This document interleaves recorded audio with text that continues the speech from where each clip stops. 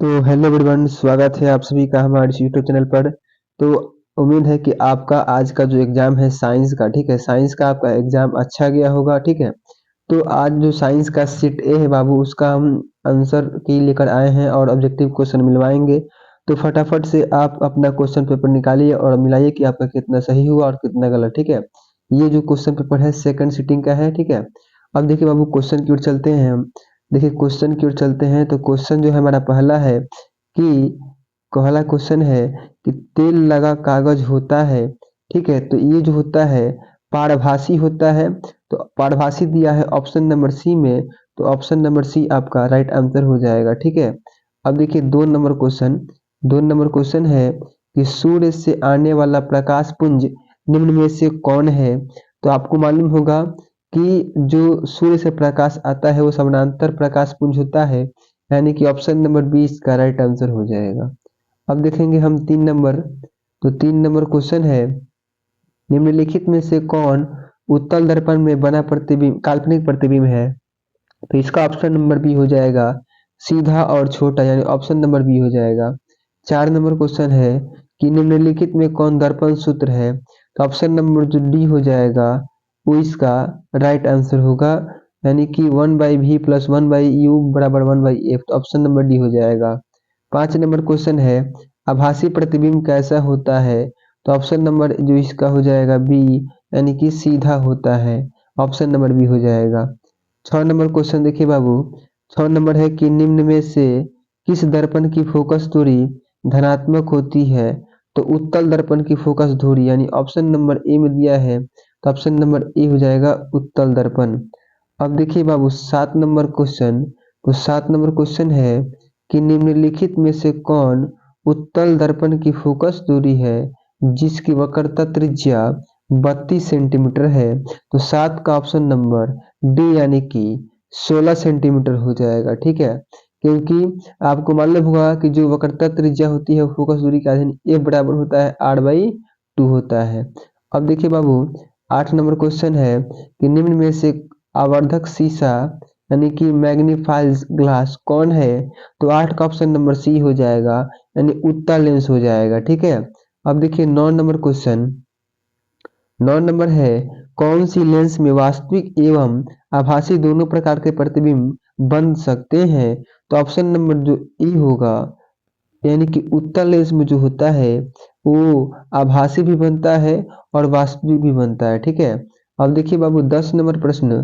10 number प्रश्न है कि श्वेत प्रकाश में कितने रंग होते हैं। आपको मालूम होगा कि 7 रंगों से बना श्वेत प्रकाश होता है, ठीक है।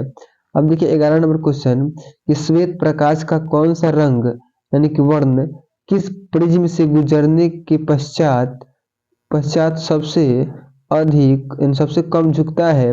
तो बैगनी जो कलर है बाबू, बैगनी कलर जो है, ठीक है, ऑप्शन नंबर सी इसका राइट आंसर होगा।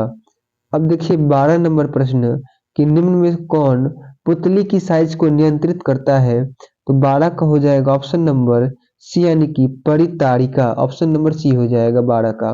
अब देखिए 13 नंबर क्वेश्चन। 13 नंबर है कि निकट दृष्टि दोष में किस लेंस का प्रयोग होता है।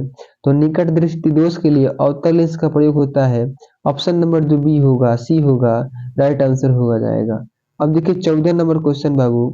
14 नंबर है कि निम्न में कौन किसी कुंडली का प्रतिरोध ज्ञात करने का सूत्र है। तो 14 का ऑप्शन नंबर बी, यानी आर बराबर भी बाई आई होता है। अब देखिए 15 नंबर क्वेश्चन देखेंगे बाबू। 15 नंबर है कि प्रतिरोध का एसआई मात्रक क्या होगा। तो प्रतिरोध का एसआई मात्रक होता है ओम, यानी कि ऑप्शन नंबर डी हो जाएगा 15 का। 16 नंबर क्वेश्चन। 16 नंबर क्वेश्चन है, निम्न में से कौन विद्युत ऊर्जा का व्यापारिक मात्रक है। और 16 का ऑप्शन नंबर जो हो जाएगा डी हो जाएगा, यानी इनमें से कोई नहीं है विद्युत ऊर्जा का व्यापारिक मात्रक।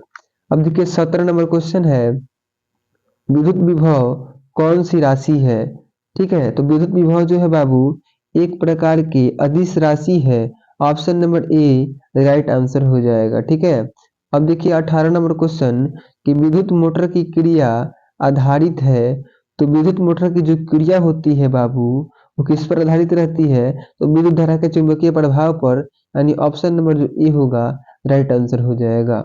19 नंबर क्वेश्चन है। 19 नंबर क्वेश्चन देखिए कि निम्नलिखित में से किससे प्रेरित धारा को दिशा प्राप्त होती है। तो 19 का ऑप्शन नंबर सी हो जाएगा, यानी कि दक्षिण हस्त नियम से। ठीक है। अब देखिए 20 नंबर क्वेश्चन। 20 नंबर क्वेश्चन है कि भारत में उत्पादित प्रत्यावर्ती विद्युत धारा की आवृत्ति कितनी होती है। तो 20 का ऑप्शन नंबर डी हो जाएगा, यानी कि 50 हर्ट्ज है। ठीक है। अब देखिए 21 नंबर प्रश्न कि लंबाई बढ़ने से तार का प्रतिरोध क्या होता है बाबू। तो जब आप लंबाई बढ़ाइएगा तो तार का प्रतिरोध जो भी बढ़ता है। Option number B right answer होगा। अब देखिए बाबू 22 नंबर है कि 20 डिग्री सेल्सियस पर सिल्वर की विद्युत प्रतिरोधकता है। तो 22 का जो होगा वो ऑप्शन नंबर बी हो जाएगा, यानी कि 1.60 गुना 10 के power 8 hmm, sorry oh ohm metre. Ohm metre, तो option number B right answer होगा। ठीक है। अब देखेंगे हम 23 नंबर क्वेश्चन। 23 नंबर क्वेश्चन है। ठीक है। 23 नंबर क्वेश्चन है कि जीवाश्म ईंधन के जलने पर कौन सी गैस मुक्त नहीं होती है। ठीक है। 23 नंबर क्वेश्चन है कि जीवाश्म ईंधन के जलने पर कौन सी गैस मुक्त नहीं होती है। तो 23 का जो होगा राइट आंसर वो ऑप्शन नंबर जो होगा वो ई होगा, ऑक्सीजन गैस। ऑक्सीजन गैस जो होती है वो मुक्त नहीं होती है। अब देखेंगे 24 नंबर हम प्रश्न। देखिए 24 नंबर है कि निम्न में कौन बायोगैस का मुख्य अवयव है। तो 24 का हो जाएगा डी, यानी कि CH4। CH4 जो है वो बायोगैस का मुख्य अवयव है। अब देखेंगे हम 25 नंबर क्वेश्चन। ठीक है। 25 नंबर क्वेश्चन देखेंगे बाबू कि निम्न में कौन सा जीवाश्म ईंधन में ऊर्जा का प्राथमिक स्रोत है। तो 25 का ऑप्शन नंबर सी हो जाएगा, यानी कि सूर्य जो है वो जीवाश्म ईंधन में ऊर्जा का प्राथमिक स्रोत है। अब देखेंगे 26 नंबर प्रश्न। 26 नंबर प्रश्न है बाबू, क्या है बाबू। तो निम्न में से किस रूप से, यानी क्वेश्चन तो ये उतना साफ दिखाई नहीं दे रहा है। ठीक है। तो इसका जो राइट आंसर होगा, यानी कि ऑप्शन नंबर इसका डी हो जाएगा, इनमें से सभी हो जाएगा 26 का। अब देखेंगे बाबू तारापुर नाभिकीय विद्युत संयंत्र किस राज्य में स्थित है। तो ये बाबू जो है महाराष्ट्र में है। ऑप्शन नंबर सी इसका राइट आंसर होगा। ठीक है। Option number C. 28 number question देखिए बाबू, किसी अभिक्रिया में भाग लेने वाले पदार्थ क्या कहलाते हैं। तो अभिकारक कहलाते हैं, यानी ऑप्शन नंबर बी हो जाएगा। ठीक है। अब देखेंगे हम 29 नंबर क्वेश्चन। 29 नंबर है कि वह अभिक्रिया जिसमें उत्पाद के बनने के साथ साथ ऊष्मा भी उत्पन्न होती है, तो हम उसको क्या कहते हैं बाबू। तो 29 का ऑप्शन नंबर डी हो जाएगा, यानी ऊष्मा छेपी अभिक्रिया। ऑप्शन नंबर डी हो जाएगा। ठीक है। अब देखिए बाबू 30 नंबर क्वेश्चन। 30 नंबर है कि उपचयन वह अभिक्रिया है जिसमें होता है, यानी क्या होता है। तो उन सॉरी 30 का क्या हो जाएगा, ऑप्शन नंबर डी, यानी देखिए हाइड्रोजन का वियोजन भी होता है, इलेक्ट्रॉन की हानि भी होती है और ऑक्सीजन का संकलन भी होता है, यानी ऑप्शन नंबर डी में से सभी हो जाएगा। 31 नंबर क्वेश्चन बाबू कि निम्नलिखित में से संश्लेषित सूचक कौन है। तो 21 का ऑप्शन नंबर सी, यानी कि मेथिल ऑरेंज। मेथिल ऑरेंज जो है वो संश्लेषित सूचक है। 32 नंबर प्रश्न है कौन सा पदार्थ जलीय विलयन में लाल लिटमस पत्र को नीला कर देता है। ठीक है, पढ़ देता है। तो ऑप्शन नंबर जो इसका हो जाएगा, ऑप्शन नंबर ए हो जाएगा, यानी कि क्षार जो है वो लाल लिटमस पत्र को नीला कर देता है। ठीक है। अब देखेंगे हम 33 नंबर प्रश्न कि विरंजक चूर्ण का रासायनिक सूत्र क्या होगा। तो विरंजक चूर्ण का रासायनिक सूत्र होता है CaCl2। ऑप्शन नंबर बी इसका राइट आंसर होगा। 34 नंबर प्रश्न देखेंगे बाबू। 34 नंबर है कि अम्ल राज में HCl और HNO3 का अनुपात होता है। तो ऑप्शन नंबर जो इसका डी होगा, 3:1 होता है, 3:1 होता है। 35 नंबर क्वेश्चन है कि PbOH NO3 किस प्रकार का लवण है। तो ऑप्शन नंबर डी, यानी कि क्षारीय लवण। क्षारीय लवण है, तो ऑप्शन नंबर डी हो जाएगा 35 का। ठीक है। अब देखेंगे हम 36 नंबर क्वेश्चन। 36 नंबर है अमोनिया के एक अणु में इलेक्ट्रॉन कितना होता है। तो 36 का ऑप्शन नंबर हो जाएगा ए, यानी कि 1:3। ठीक है, 1:3। 37 नंबर क्वेश्चन बाबू, 37 नंबर क्वेश्चन है कि निम्नलिखित में कौन सबसे अधिक अम्लीय ऑक्साइड है? तो 37 का हो जाएगा ऑप्शन नंबर डी, यानी SO2। SO2 जो है सबसे अधिक अम्लीय ऑक्साइड है। 38 नंबर प्रश्न देखेंगे बाबू कि निम्नलिखित संकेतों द्वारा व्यक्त तत्वों में कौन धातु है? तो 38 का ऑप्शन नंबर सी, यानी कि ये वाला जो है वो तत्व जो है धातु है। अब देखते हैं 39 नंबर प्रश्न।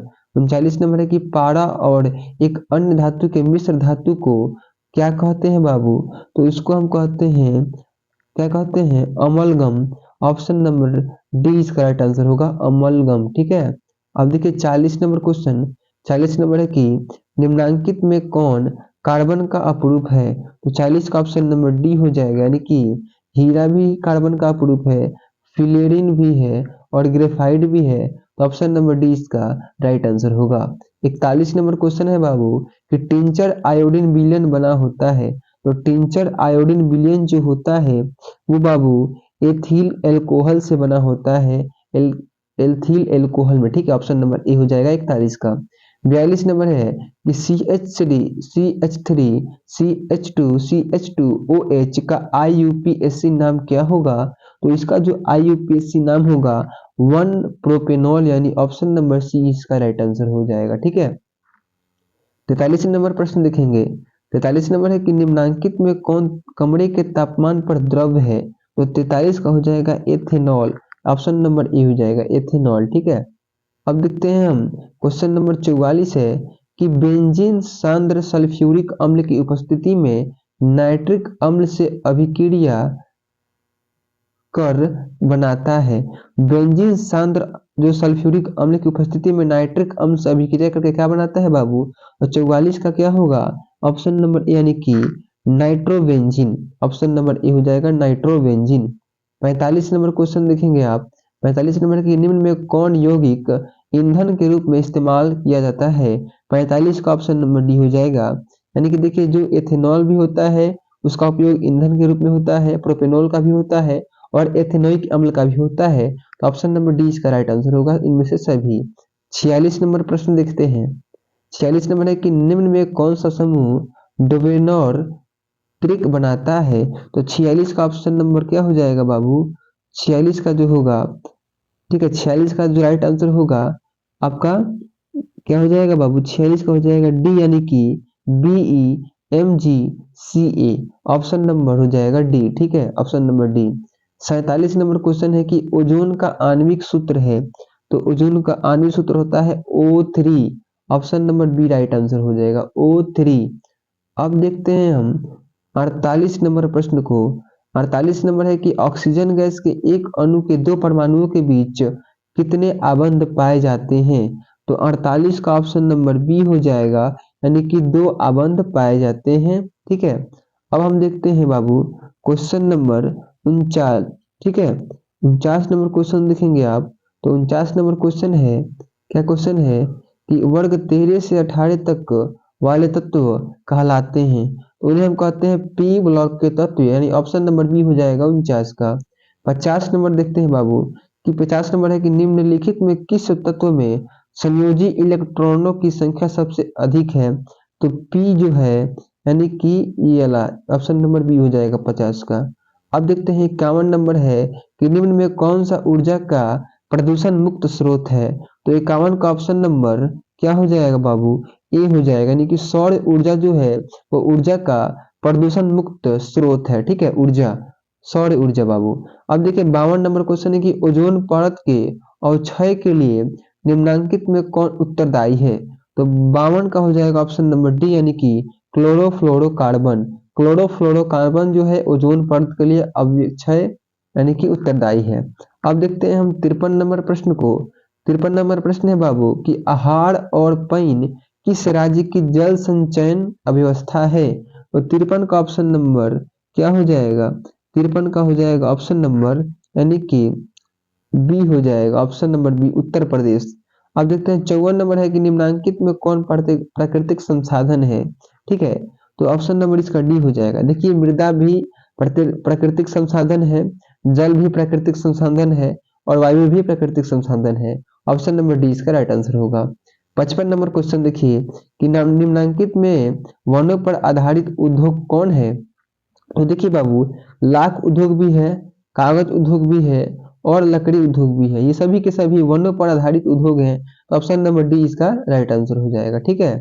अब देखिए 56 नंबर प्रश्न, 56 नंबर है कि हमें किससे उचित मात्रा में आयोडीन प्राप्त हो सकता है। ठीक है, तो 56 का ऑप्शन नंबर बी हो जाएगा, यानी कि नमक से हमें आयोडीन प्राप्त होता है एक निश्चित यानी उचित मात्रा में। अब देखते हैं 57 नंबर क्वेश्चन कि निम्न में कौन मनुष्य के आहार नाल में एक अवशोषी अंग है। तो 57 का ऑप्शन नंबर ए हो जाएगा, यानी अपेंडिक्स। जो अपेंडिक्स है वो मानव के आहार नाल में एक अवशेषी अंग है। कौन? तो अपेंडिक्स। अब देखेंगे 58 नंबर कि शाकाहारी जीवों में छोटी आंत की लंबाई जो है कितनी होती है। शाकाहारी जीवों में छोटी आंत की लंबाई कितनी होती है। तो सबसे अधिक यानी अधिक लंबी होती है। ठीक है। अब देखेंगे बाबू, अब इसका हो जाएगा सी। अब देखेंगे 59 नंबर प्रश्न। तो 59 नंबर है कि छोटी आंत में पूर्ण रूप से पचा भोजन कहलाता है। तो उसको हम कहते हैं चाई, यानी ऑप्शन नंबर बी हो जाएगा 59 का। 60 नंबर क्वेश्चन देखेंगे बाबू कि मूल रोमों के द्वारा जल का अवशोषण किस विधि द्वारा होता है। तो 60 का हो जाएगा बी, यानी कि विसरण विधि द्वारा। कौन बाबू? विसरण विधि। 61 नंबर क्वेश्चन है बाबू कि उच्च रक्तचाप की अवस्था को क्या कहते हैं। तो उसको हम कहते हैं बाबू हाइपोटेंशन। ऑप्शन नंबर बी हो जाएगा 61 का, हाइपोटेंशन। ठीक है। 62 नंबर क्वेश्चन है कि तिलचट्टा में कितने जोड़ी श्वास रंध्र पाए जाते हैं। तो तिलचट्टा में जो बाबू श्वास रंध्र पाए जाते हैं वो मुख्यतः कितने पाए जाते हैं। तो इसका हो जाएगा डी, यानी कि 10 जोड़े, यानी कि option number D. 63 number question है बाबू कि हृदय में रक्त का प्रवाह होता है। तो हृदय में रक्त का प्रवाह होता है जो बाबू वो बाएं अनिलिंद से बाएं निलय में और दाएं अनिलिंद से दाएं निलय में। ऑप्शन नंबर ए और बी दोनों होगा, दोनों होगा। ये जो डी में दिया गया है तो ऑप्शन नंबर डी को आप टिक करेंगे। अगर आप टिक किए हैं तो आपका ये सही है। अब देखेंगे 64 नंबर क्वेश्चन। 64 नंबर क्वेश्चन है बाबू कि रुधिर है। रुधिर क्या है। तो रुधिर जो है वो संयोजी उत्तक है। ऑप्शन नंबर सी हो जाएगा, संयोजी उत्तक। अब देखेंगे 65 नंबर है कौन सा रक्त समूह यूनिवर्सल डोनर के रूप में जाना जाता है। यानी कि जो हर रक्त समूह को अपना जो रक्त है वो दे सकता है, डोनेट कर सकता है, वो कौन सा रक्त समूह है। तो 65 का ऑप्शन नंबर सी हो जाएगा, यानी कि वो जो रक्त समूह है, वो रक्त समूह जो है वो हर किसी को दे सकता है, यूनिवर्सल डोनर के रूप में जाना जाता है। ठीक है। 66 नंबर क्वेश्चन आप देखेंगे बाबू, देखिए 66 नंबर क्वेश्चन है कि डायलिसिस मशीन द्वारा रक्त का शुद्धिकरण की प्रक्रिया क्या कहलाती है बाबू। तो 66 का ऑप्शन नंबर हो जाएगा आपका बी, यानी कि हीमोडायलिसिस। हीमोडायलिसिस ऑप्शन नंबर इसका बी हो जाएगा। ठीक है। अब देखेंगे बाबू क्वेश्चन नंबर हम देखते हैं 67। 67 नंबर क्वेश्चन है आपका कि प्रोटोजोआ उत्सर्जित पदार्थों का निष्कासन कैसे करता है। तो 67 का हो जाएगा, यानी कि डी, विसरण द्वारा। ऑप्शन नंबर इसका डी हो जाएगा। ठीक है।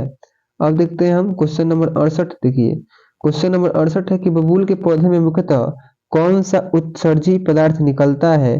तो 68 का हो जाएगा, यानी कि गोंद निकलता है। ऑप्शन नंबर डी हो जाएगा 68 का। ठीक है। अब देखिए बाबू क्वेश्चन नंबर देखते हैं हम 69। ठीक है। 69 नंबर क्वेश्चन देखिए आप क्या दिया है।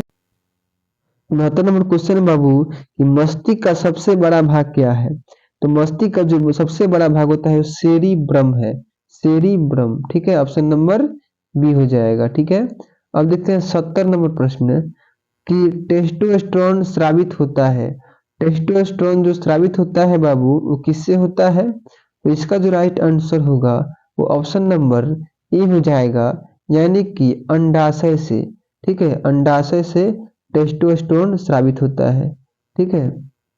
अब देखते हैं बाबू अगला क्वेश्चन है, क्वेश्चन नंबर 71 है कि वह हार्मोन जो पौधों में कोशिका विभाजन को रोकता है कहलाता है। तो 71 का हो जाएगा ऑप्शन नंबर सी, यानी कि साइटोकाइनिन। साइटोकाइनिन जो है वो कोशिका विभाजन को रोकता है पौधों में। ठीक है। ये हार्मोन है एक प्रकार का। 72 नंबर क्वेश्चन आप देखेंगे। 72 नंबर क्वेश्चन है बाबू कि पुष्प का नर जननांग कहलाता है, तो इसे हम कहते हैं पुंकेसर, यानी option number C right answer हो जाएगा। अब देखिए 73 नंबर क्वेश्चन देखते हैं बाबू। 73 नंबर क्वेश्चन है कि हार्मोन जो किशोरों में यौन अवस्था के लक्षणों को नियंत्रित करता है वह है, यानी आपको बताना है कि वह हार्मोन जो, यानी कि किशोरावस्था में जब हम जाते हैं तो यौन अवस्था के लक्षणों को नियंत्रित करता है, ठीक है। तो उसे हम क्या कहते हैं बाबू, ये आपको बताना है। तो देखिए बाबू 73 का जो राइट आंसर होगा ऑप्शन नंबर सी हो जाएगा, यानी कि टेस्टोस्टेरोन जो है वो यौन अवस्था के लक्षणों को नियंत्रित करता है। अब देखते हैं 74 नंबर प्रश्न बाबू। 74 नंबर प्रश्न है, देखिए 74 नंबर क्वेश्चन क्या है। 74 नंबर है कि सुरक्षित गर्भपात भ्रूण की किस अवस्था में होता है। सुरक्षित गर्भपात भ्रूण की किस अवस्था में होता है।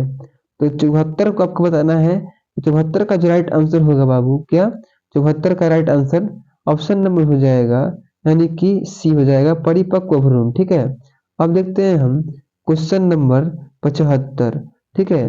क्वेश्चन नंबर 75, क्वेश्चन नंबर 75 है कि निम्न में कृत्रिम पारिस्थितिक तंत्र कौन है, ठीक है। निम्न में पारिस्थितिक प्रातंत्रिक तंत्र कौन है। 75 का हो जाएगा डी, यानी कि इनमें से सभी, यानी कि पार्क भी है, जल जीवशाला भी है और फुलवारी भी है। ऑप्शन नंबर इसका डी राइट आंसर होगा। अब देखते हैं क्वेश्चन नंबर 76।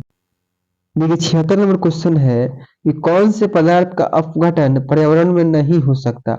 यानी कि जो प्लास्टिक है बाबू, ऑप्शन नंबर डी इसका राइट आंसर होगा। प्लास्टिक एक ऐसा पदार्थ है जिसका अपघटन जो है पर्यावरण में नहीं हो सकता है, ठीक है। अब देखेंगे 77 नंबर क्वेश्चन। 77 नंबर है कि आहार श्रृंखला, सही आहार श्रृंखला, यानी कि देखिए आपू घास खाता है हिरण और हिरण को खाता है शेर, तो यही इसका जो सही श्रृंखला होगा, ऑप्शन नंबर सी हो जाएगा, ठीक है। 78 नंबर क्वेश्चन देखिए बाबू। 78 नंबर है कि जो पदार्थ जैविक प्रक्रम द्वारा अपघटित हो जाते हैं वह है, तो 78 का हो जाएगा सी, यानी कि जैव निम्नीकरण योग्य। जैव निम्नीकरण योग्य जो है वो है। अब देखते हैं 79 नंबर क्वेश्चन। 79 नंबर क्वेश्चन आप देखेंगे बाबू, 79 नंबर, ठीक है।